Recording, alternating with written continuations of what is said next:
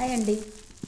ఉన్నవాడు అప్పు అడిగితే ఇంట్లో డబ్బు లేకపోయినా సొమ్ములు తాకట్టు పెట్టి తెచ్చిస్తారు. వాడిని అడిగినామనుకో, ఏమి నువ్వేం ఊరికి ఇచ్చావా, నీకు ఇవ్వట్లేదా, నేనేం ఇల్లు వాకిలు లేనోన్నా, భూములు లేనోన్నా అని మళ్ళీ నీ దగ్గరికి అవసరానికి వస్తాడు, ఎత్తకపోతాడు, తిరిగి నిన్నే ఎత్తిపోడుకు మాట్లాంటాడు. ఇస్తాడో ఎగరదొంగుతాడో కూడా తెలీదు. అదే మధ్యతరగతి కుటుంబాలు ఎలా ఉంటాయో ఫ్రెండ్స్, పట్టకూటి కోసం అప్పు చేస్తాడు. ఆ అప్పు తీర్చకపోతే మానం పోతుందని భయపడతాడు.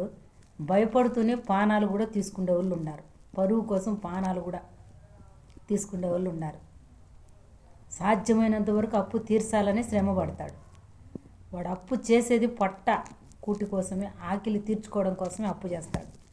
ఉన్నవాడు ఆకలి కోసం కాదు, ఇంకొక అంతస్తు కడదామని అప్పు చేస్తాడు. కానీ అప్పు చేసి నువ్వు అడిగినావు అనుకో, తిరిగి నిన్ను 4 మాటలు ఆనంద ఇవ్వడు, లేదా ఎగరగొట్టడానికి కూడా సిద్ధపడతాడు. అది కలిగినోడికి లేనోడికి తేడా. లేనోడు 500 అడిగితే కనీసం తన ఆకలి తీర్చడానికి ప్రస్తుతానికి 100 రూపాయలైనా సహాయం చేయండి. ఉన్నవాడికి లేకపోయినా సొమ్ములు తాకట్టు పెట్టి తెచ్చిస్తారు. వాడు ఇస్తాడో ఓడుతుందో తెలీదు. ఏమంటారు ఫ్రెండ్స్? రైట్ అయితే లైక్ కొట్టండి. బాయ్.